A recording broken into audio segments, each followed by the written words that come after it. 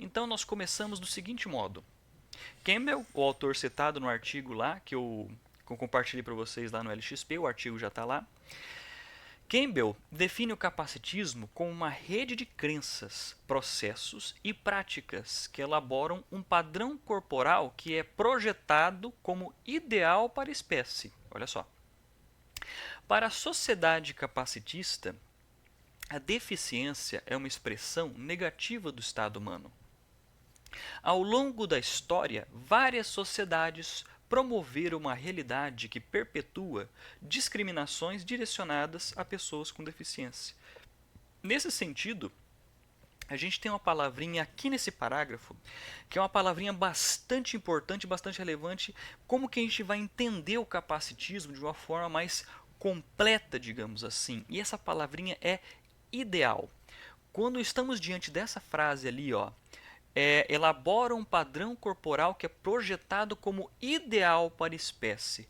Quando um ideal é projetado, quando nós pensamos um ideal físico, um ideal político, um ideal cinematográfico, qual é o filme ideal, qual é a obra ideal, qual é a pessoa ideal, qual é a conduta ideal, quando estamos falando em ideal, estamos falando de práticas e crenças. E quando nós estamos falando de práticas e crenças, estamos falando de elementos do coletivo. Estamos falando, enfatizando elementos da sociedade, de grupos coletivos. Pois não faz sentido estabelecer um ideal pensando no ideal que uma pessoa isolada, individual, pensa por si mesmo. Se nós possuímos ideais, se nós possuímos crenças, se nós possuímos práticas, se nós possuímos valores, todas essas expressões, todos esses termos são construídos como? Socialmente. São construídos coletivamente. Então, já que estamos falando, já que nesse primeiro parágrafo estamos lidando com esse ideal para a espécie, quem determina esse ideal? É um grupo social, é uma ordem social. O que os autores desse artigo já estão sinalizando para a gente? Que não basta a gente pensar na deficiência, nessa concepção capacitista, pensando exclusivamente, unicamente nas condições limitantes biológicas de um indivíduo, por exemplo. Devemos considerar o contexto no qual ele está inserido. Devemos pensar no contexto no qual essas pessoas com deficiência estão inseridas. Porque quando nós olhamos para essas condições limitantes biológicas individualmente, nós ignoramos, nós deixamos de lado o contexto no qual ela está inserida e como o contexto social lida com isso, certo? Como o contexto social lida com isso. Porque, no fim das contas, qual vai ser uma das principais propostas, em principais pontos para você lidar com o capacitismo? Políticas públicas. Se estamos falando de políticas públicas, estamos tratando isso no seu ambiente sociopolítico. Não estamos lidando apenas com práticas isoladas quando a gente foca especificamente nas condições limitantes físicas de uma pessoa. Devemos considerar também como que a sociedade lida com isso. Ou melhor, como que a sociedade pensa a respeito disso. Ou melhor, quais são as crenças, quais são as formas quais são os valores e concepções e estereótipos que a sociedade carrega e imputa nessas pessoas, né? Como que elas lidam, se existe uma forma que a sociedade está lidando com isso, essa forma de lidar, ela diz muito a respeito de, digamos assim, ideais, crenças, hábitos e como que esses hábitos foram formados e como que as políticas públicas podem mudar isso, certo? Nós vamos discutir na revisão, por exemplo, ao final desse vídeo, a concepção de racismo estrutural. Foi bastante importante a gente pontuar em sala de aula como reconhecer o racismo não isoladamente, individualmente, mas como um processo histórico-cultural.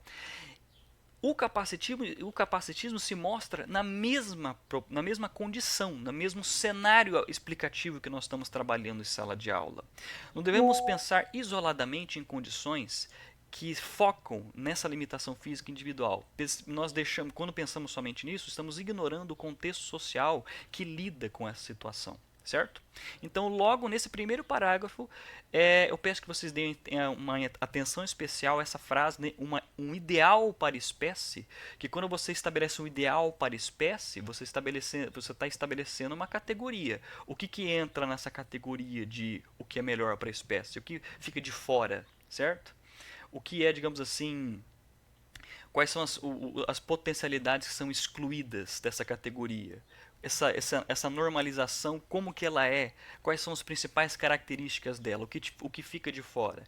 E é o que fica de fora que nós devemos dar uma atenção especial, porque o que fica de fora é o que explica essa concepção capacitista, o que explica essas práticas sociais, essas crenças sociais, certo?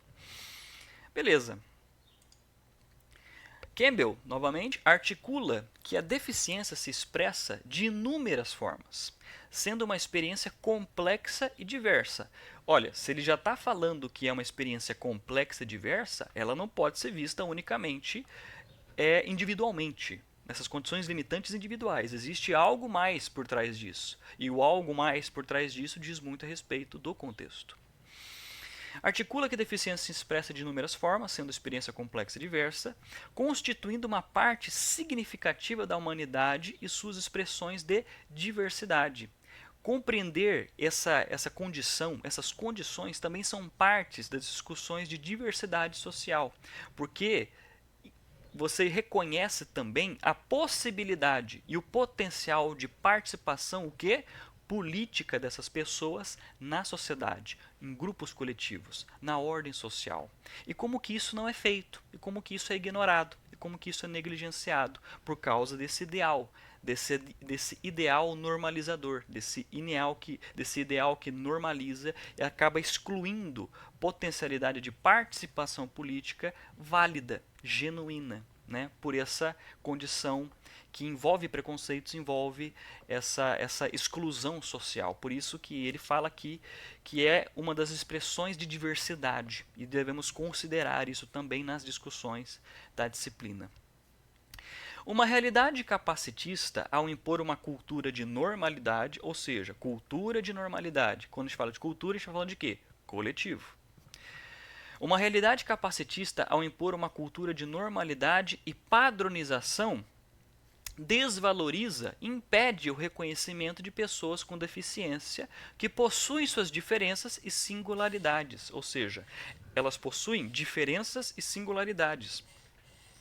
Elas não possuem inaptidão de participação política, porque elas pertencem à comunidade política, elas pertencem à sociedade. Logo, elas precisam ser inclusas para praticar essa sua potencialidade nas práticas políticas, certo? Porque elas possuem, olha só as palavrinhas, possuem diferenças e singularidades. Ou seja, elas não são inaptas para a participação política, porque elas são aptas. Elas são aptas para pertencer a uma ordem política. Mas a pergunta que a gente faz, como que a ordem está lidando com essas pessoas?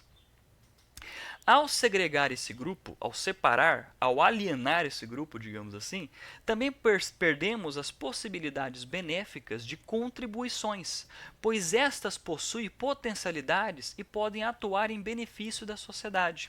Ou seja, o autor aqui, os autores, estão sinalizando que existem outras facetas do capacitismo que estão além dessas condições que nós reconhecemos individualmente quando nós damos atenção à deficiência. Estamos deixando de lado a sua concepção social, histórica, cultural.